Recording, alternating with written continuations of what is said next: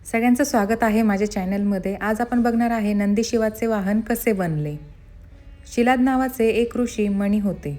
ते ब्रह्मचारी होते. ब्रह्मचर्य पाळत असताना वृद्ध शिलाद ऋषीमणी म्हातारे झाले होते आणि त्यांना वाटले की त्यांच्या मृत्यूनंतर मूल न होता त्यांचा वंश संपेल. म्हणून त्यांचा वंश पुढे नेण्यासाठी त्यांनी इंद्रदेवाची कठोर तपश्चर्या करण्याचा निर्णय घेतला. एके दिवशी इंद्रदेव प्रकट झाले. त्यांच्या भक्तीने समाधानी झाले. मी तुमच्या भक्तीने अत्यंत समाधानी आहे. इंद्रदेव, तुम्हाला काय हवे आहे? कृपया मला असे वरदान द्या की मला असा पुत्र मिळावा जो मरू नये. मुनिवर, मी तुम्हाला असा पुत्र देण्यास सक्षम आहे. फक्त देवांचा देव महादेव तुमची इच्छा पूर्ण करू शकतो. तुम्ही महादेवाची तपश्चर्या करावी. तो तुमची इच्छा नक्कीच पूर्ण करेल. इंद्रदेवाच्या म्हणण्यानुसार ऋषी जंगलाच्या मध्यभागी वसतात आणि महादेवाच्या कठोर तपश्चर्येत सामील होतात. अनेक वर्षांच्या कठोर तपश्चर्येनंतर त्यांच्या भक्तीने समाधानी होऊन महादेव त्यांच्यासमोर प्रकट होतात. मी तुमच्या तपश्चर्येने समाधानी आहे. मला सांगा, तुम्हाला काय हवे आहे? प्रभू, मला तुमच्यासारखा पुत्र हवा आहे, ज्याचे आयुष्य दीर्घ आहे आणि जो मरू शकत नाही. मी जगाचा पिता आहे, पण तू माझा पिता होशील, असे भगवान शिवाने सांगितले. ऋषी भगवान शिवाच्या नावाने यज्ञ करत होते. त्या यज्ञकुंडातून एका मुलाचा जन्म झाला. त्या मुलाचा चेहरा खूप मोहक होता. माझ्या शिवाचा भाग किती मोहक आणि सुंदर आहे. आता ऋषी शिलादच्या आनंदाला सीमा नव्हती. तो त्याला घरी घेऊन आला आणि त्याची काळजी घेऊ लागला. लवकरच नंदी मोठा झाला. तो 5 वर्षांचा होताच शिलाद मुनीने नंदीला संपूर्ण वेद आणि इतर शास्त्रांचा अभ्यास करायला लावला. आणि मग तो 7 वर्षांचा झाल्यावर एके दिवशी मित्र आणि वरुण नावाच्या 2 संन्यासी ऋषी शिलादच्या घरी आले. ऋषी शिलादच्या आगमनावर नंदीने दोन्ही संन्यासींचे खूप चांगले स्वागत केले आणि त्यांना भजन करायला लावले. जर तुम्हाला आणखी काही हवे असेल तर मला सांगा. नाही, आमचे पोट भरले आहे. आम्हाला इतर कशाचीही गरज नाही. खूप खूप धन्यवाद. दोन्ही संन्यासी खूप उत्साहित झाले. जाण्यापूर्वी दोन्ही संन्याशांनी ऋषी शिलाद दीर्घायुष्य आणि आनंदी आयुष्याचा आशीर्वाद दिला आणि नंदीला आशीर्वाद न देता निघून जायला लागले. असे वाटले की तो खूप आनंदी आहे. मग मी समजू शकतो की तुम्ही मला म्हाताऱ्याला आशीर्वाद दिला, पण माझ्या मुलाला नंदीला नाही. मग संन्यासींनी सांगितले की आम्हाला हे सांगताना खूप दुःख होत आहे, पण सत्य हे आहे की नंदी अल्पायू आहे, म्हणजेच त्याचे आयुष्य खूप कमी आहे. हा मुनीवर, त्याच्याकडे फक्त 1 वर्ष शिल्लक आहे. तुमच्या मुलाचे आयुष्य खूप कमी आहे, म्हणूनच आम्ही त्याला कोणतेही आशीर्वाद दिले नाहीत. त्या 2 संन्यासींचे शब्द ऐकल्यानंतर शिलादची दृष्टी नंदीकडे जाते आणि नंदीला मिठी मारते आणि मोठ्याने रडू लागतो. मग नंदी नकळत रडण्याचे नाटक करून त्याला विचारतो की तुला असे काय दुःख झाले आहे की तुझे शरीर असे थरथर कापत आहे आणि तू मोठ्याने रडत आहेस? बेटा, संन्यासींनी सांगितले की तुझे आयुष्य कमी आहे आणि मी यामुळे खूप दुःखी आहे. तूच मला सांग, माझे हे दुःख कसे दूर होईल? वडिलांच्या तोंडून असे शब्द ऐकून नंदी हसायला लागतो आणि म्हणतो की मला स्वतः भगवान शिवाने आशीर्वाद दिले आहेत, म्हणून भगवान शिव माझ्या जीवनाचेही रक्षण करतील. तू याची अजिबात काळजी करू नकोस. मग दुसऱ्या दिवशी नंदीने त्याच्या वडिलांकडून आज्ञा घेतली आणि महादेवाची तपश्चर्या करण्यासाठी भुवन नदीवर गेला. तिथे पोहोचल्यानंतर तो नदीच्या काठावर बसला आणि शिवाची कठोर तपश्चर्या करू लागला. बालनंदीची कठोर तपश्चर्या पाहून महादेव काही काळासाठी जागृत झाले आणि नंतर नंदीकडे गेले. भगवान शिव नंदीसमोर प्रकट झाले, पण जेव्हा नंदीने महादेवाला पाहिले तेव्हा तो विसरला की तो दीर्घायुष्यासाठी तपश्चर्या करत आहे. त्यानंतर महादेव म्हणाले, तुला काय हवे आहे? नंदी म्हणाला, मला फक्त तुमच्या सानिध्यात राहायचे आहे. कृपया मला कायमचे तुमच्या चरणी स्थान द्या. भगवान शिव बोलतात की हे शिवानंद, तुला मृत्यूचं भय कशाला? तू सदैव माझ्यासारखा समान आहेस. तू माझ्या स्वतःचा समुदाय आहेस, म्हणून तू अजर अमर राहशील. सदैव माझ्यासोबत राहशील आणि माझे प्रेम नेहमीच तुझ्यावर वर्षाव करेल. माझ्या कृपेने जन्म आणि मृत्यू तुला प्रभावित करू शकणार नाहीत. त्यानंतर भगवान शिवा पार्वती मातेला म्हणाले, मी अभिषेक करून नंदीला गण अध्यक्ष बनवू इच्छितो. या बाबतीत तुझे काय मत आहे? पार्वती माता बोलतात की महादेव, तुम्ही नंदीला गणाचे अध्यक्षपद देऊ शकता. मी धन्य आहे प्रभू, मी धन्य आहे. अशा प्रकारे नंदीच्या समर्पणाने प्रभावित होऊन भगवान शिवाने प्रथम नंदीला आलिंगन दिले आणि नंदीचे मुख पाहून त्यांना त्यांच्या गणात सर्वोत्तम म्हणून स्वीकारले आणि तेव्हापासून भगवान शिवासह नंदीची मूर्ती देखील स्थापित केली जाते. असे मानले जाते की भगवान शिव नेहमीच ध्यानात असतात, ते नेहमीच समाधीत असतात, म्हणून त्यांच्या भक्तांचा आवाज नंदीच्या कानात बोलून त्यांच्यापर्यंत पोहोचतो. फक्त नंदीच त्यांच्यापर्यंत पोचवतो. एकेकाळी भानुपूर नामक गावात शंभू नावाचा एक शेतकरी होता. शंभू हा भगवान शिवाचा भक्त होता. तो खूप मोठा भक्त होता.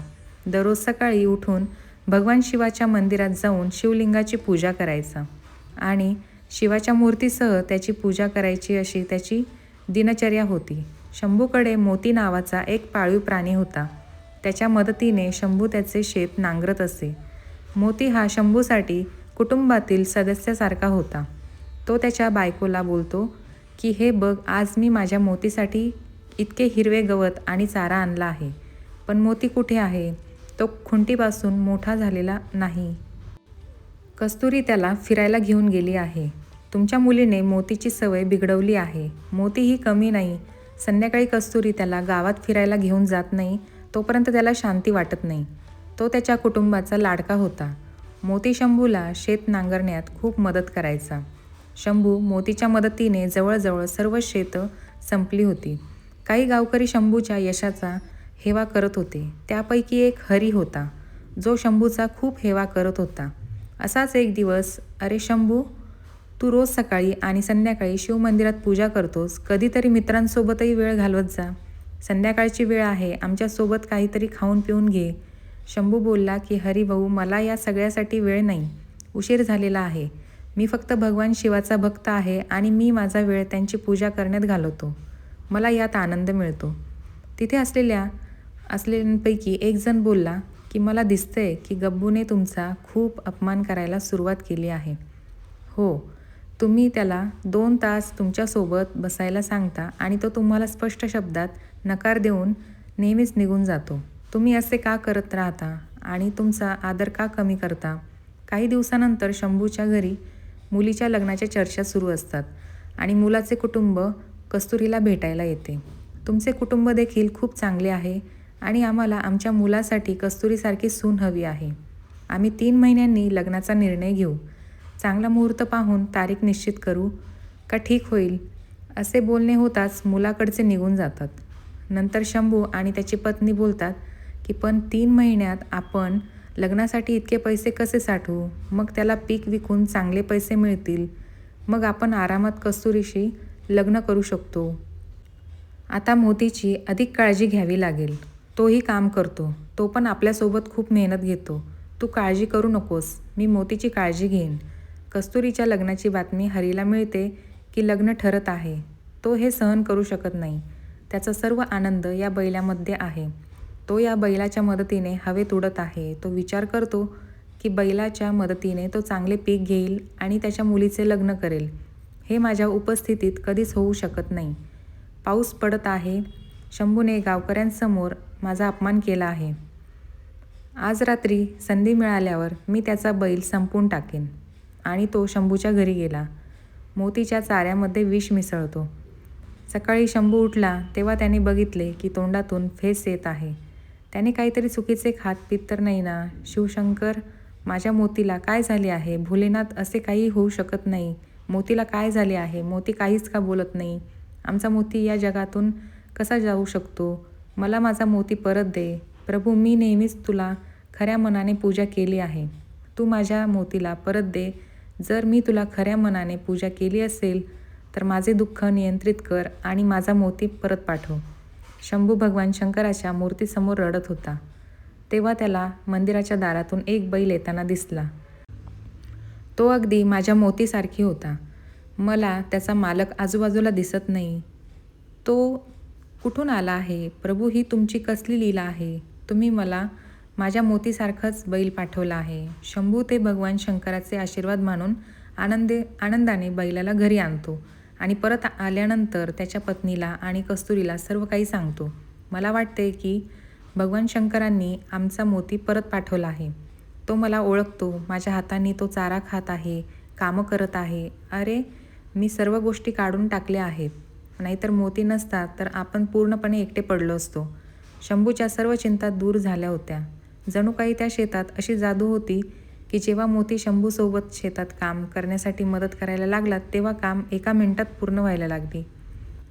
काही मिनिटातच शंभूची शेतं पिकांनी भरून जाऊ लागली. पिके पिकल्यानंतर तयार झाली. शंभूनेही ती चांगल्या वेळेत बाजारात दिली. कस्तुरीच्या लग्नाचे दिवस जवळ येत होते. शंभूने बैलाच्या मदतीने शेतात खूप वेगाने काम करायला सुरुवात केली होती. हरीला हे कळताच त्याने पुन्हा जाण्याचा विचार केला. तेव्हा त्याच्या आनंदाला सीमा राहिली नाही. तो त्याच्या मुलीच्या लग्नाची तयारी मोठ्या उत्साहाने करत आहे. दुसरा बैल त्याच्याकडे आला असल्याने तो अधिक आनंदी दिसत आहे. मला त्याचा दुसरा बैलही मारायचा आहे. तो जसा बैलाच्या गवतात विष टाकायला जातो, तो बैल जसा चिडतो आणि गळ्यातली दोरी तोडतो, तो बैल हरीच्या मागे धावू लागतो. हरी ओरडतो, तू मला मारशील, मला माफ कर, मी पुन्हा अशी चूक करणार नाही. शंभू बघतो आणि बैलाला बोलतो की मोती बेटा थांब. हरी ओरडतो की शंभू भाऊ, बैल माझ्या मागे धावू नकोस, मी चूक केली, मी तुझे पहिले बैल विष देऊन मारले, मी परत विष देऊन याच्याशी असेच करणार होतो आणि मला माहीत नाही की या बैलाने प्रथम काय जादू केली. त्याने त्याचे दोर तोडले आणि मोठ्या प्रमाणात माझ्या मागे धावला. मला माफ करा, मी आज नंतर कधीही कोणाचेही वाईट करणार नाही. हरी त्याची चूक मान्य करताच बैल शांत होतो आणि शंभूकडे परत येतो. गावातील लोकांच्या सल्ल्यानुसार हरीला गावातून हाकलून लावले जाते. हरीला त्याच्या कृत्याची शिक्षा मिळते. शंभू त्याची मुलगी कस्तुरीचा मोठ्या थाटामाटात लग्न करतो. शंभू आणि त्याची पत्नी त्या बैलाला भगवान शंकराचा आशीर्वाद मानतात आणि त्याच्यासोबत आनंदाने राहू लागतात. तर या व्हिडिओमध्ये मी तुम्हाला ही कथा सांगितली आहे. तर ही कथा तुम्हाला आवडली असेल तर व्हिडिओला लाईक करा, छानशी कमेंट करा आणि चॅनलसाठी नवीन असाल तर चॅनलला सबस्क्राईब करायला अजिबात विसरू नका. शेजारीच बेल आयकॉनचं बटन आहे ते दाबा, जेणेकरून मी कोणताही नवीन व्हिडिओ अपलोड करेल त्याचं नोटिफिकेशन किंवा त्याची सूचना तुमच्यापर्यंत आधी पोहोचेल. तोपर्यंत सगळ्यांना बाय बाय.